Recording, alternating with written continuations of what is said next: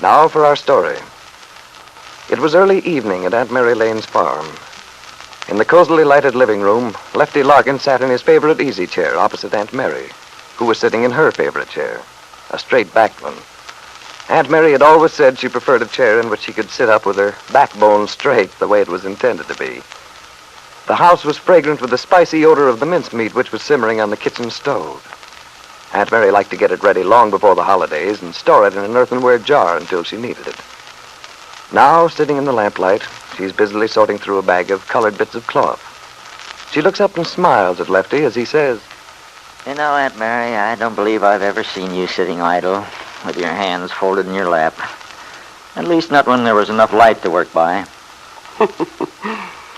Well, it always seems such a waste of time just to sit. There's so many things to do. What are you up to now with all those colored rags? Oh, these aren't rags, Lefty. They're scraps. I don't see the difference. There's a big difference. Any woman could tell you that. Well, what are you going to do with them? Not that it's any of my business. To tell the truth, it's a surprise. But I think I can trust you. I should hope so. I've never been known as a blabbermouth. All right, then. It's a surprise for Peggy. She's always admired that big patchwork quilt of mine, so I thought I'd make her one. Well, that's nice. I know she'll be pleased. Think you'll get it done in time for Christmas? I don't know. I'm going to try.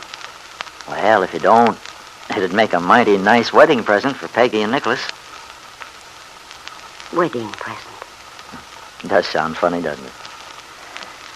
It's hard to remember sometimes that she's so grown up. Yes, she's grown up now. A woman with a woman's problems. Yeah, that's so. I'm rather glad Peggy's out this evening. I've been wanting to talk to you, but there hasn't been an opportunity the last few days. What about? Well, Lefty, when I told you about Kit's being back and the baby, you didn't have much to say. I wonder if you realize what it means. Oh, I don't know. I should think it means that Bill Meade has decided to settle down and raise a family. It means that Ben Calvert's been going around town puffed out like a pouter pigeon handing out cigars. Yes, but it means a whole lot more than that. You remember I kept saying all the time Kit was gone that there must be some reason for the way Bill was acting? Oh, that. Sure, Aunt Mary. I see you were right about that. About something keeping Bill from saying what was on his mind. Even a guy like Bill wouldn't be going around telling the whole countryside that he wanted to divorce his wife, with her away having a baby. But the point is, Bill wasn't being dishonest with Peggy. Well, Aunt Mary, I guess he wasn't, if you look at it that way. If you make a promise, you have to stick by it. Stick by the spirit of it. But in Bill's case, I think his loyalties were somewhat misplaced. He could have told Peggy what the situation was long ago, without hurting Kit. And it would have saved Peggy a heck of a lot of grief. Well, I'm afraid I don't agree with you, Lefty. A promise is a promise. If you start deciding which ones you should keep and which ones it's all right to break, your standard of honesty will be pretty unsound. Well, now, don't get me wrong, Aunt Mary. I don't mean a person shouldn't keep his word. But just the same, there's a difference between sticking to a thing out of some stubborn sense of honor or having the nerve to follow your convictions about the right thing to do. I think Bill Meade lacks that nerve. Well, Lefty, we've never agreed on the subject of Bill Meade, and I'm afraid we never will. I guess not. But thank goodness it won't matter from now on. Now that Peggy realizes what she wants to do with her life. Now that she has Nicholas. But, Lefty, don't you realize what a difference this all might make to Peggy? What do you mean? Why should it make a difference to Peggy? Because, Lefty, I'm pretty sure that Peggy's real deep feelings about Bill have never changed. Well, I don't believe it. You don't want to, that's why. But, that's the reason I wanted to talk to you. Aunt Mary, you mean you're going to go through all that old business again about what a fine, sterling, misunderstood character Bill Meade is? Now, Lefty, please don't let yourself get all upset and cross. If you do, we won't be able to see things calmly. And for Peggy's sake, I think it's important for us to be clear about it, so we can help her to be. It's not so important for us to be clear. The point is Peggy's clear. Are you sure about that? Have you talked it over with Peggy? Of course I have. You remember, Aunt Mary, we had a long talk that night down at my place. No, I don't mean then. That was quite a while ago. I mean, since Bill told her that Kit was back. Since she's understood what's happened. Well, maybe I haven't talked to her in the last day or two. Somehow I haven't seen much of her. No, I haven't either. Doesn't that strike you as meaning something? All it means is that Peggy's been busier than usual lately. No. It means that Peggy has purposely avoided getting into a discussion with either of us. She's worried, and she's trying to hide it. Trying to talk herself into something. Aunt Mary, I hope you won't mind my saying this. No, go ahead, Lefty. I want you to say whatever you have in mind. All right, but I don't want you to be mad. Oh, Lefty, you should know me better than that. What is it?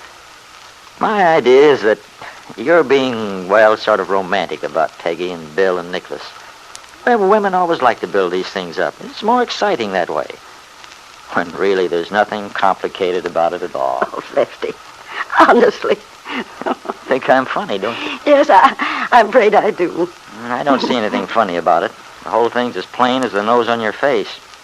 Sure, Peggy and Bill went round together. Then when he showed himself to be the kind of a heel he is, Peggy got fed up. And then Nicholas Dorn came to town. Peggy realized what a swell guy he is. He fell in love with her and they got engaged. What's complicated about all that? It happens every day. Lefty, I wish for your sake, because it means so much to you, that it were simple the way you see it. The trouble is, though, that people's emotions are much too complicated to follow neat little patterns like that, even though we might wish they did. Sure, I know that. But even so, you can be pretty sure of some things. And if a man has behaved toward a girl the way Bill Meade did toward Peggy, no matter how you try to whitewash it, you can bank on the fact that she's not going to give him a chance to hurt her like that again. You might think that, Lefty. And yet, there's a sentence in the Bible which sums it up very well. What's that, Aunt Mary? It's from the Songs of Solomon. It says, "Many waters cannot quench love, neither can the floods drown." And it's true. Many waters cannot quench love. Neither can the floods drown. But even so, I just can't believe that Peggy would think for 1 minute of giving up a fine boy like Nicholas, of hurting him. I'm sure Peggy doesn't want to hurt Nicholas. He's been fair with her, honorable. He gave up a good job in Hollywood just to stay here so they could have the sort of life Peggy wants, the life she's used to. That's all true. And now she's made this agreement with him. He's counting on it. I've talked to that boy a lot, Aunt Mary. I know how much he wants to make Peggy happy. Yes, I'm sure he does. Aunt Mary, what do you think Peggy will do? Well, I'm not sure, Lefty. I wish I could be. All I am sure about is that at this time, Peggy is very much confused, torn between decisions. Because Peggy doesn't want to make anyone unhappy, she'd do anything she could to avoid it. That's why I'm worried. She might even go so far as to marry a man she didn't love, rather than break her word to him. Aunt Mary looked at her old friend Lefty Larkin gravely, and Lefty returned her look with an unhappy, troubled expression in his eyes. Lefty was worried because he was beginning to see that Aunt Mary's ideas made a lot of sense, much as he hated to think so. If Aunt Mary was right, perhaps it was unfortunate that Peggy hadn't waited, hadn't been more patient. Now, since she's made the pact with Nicholas Dorn, Peggy will feel that she owes him her loyalty, even if Bill Meade were free.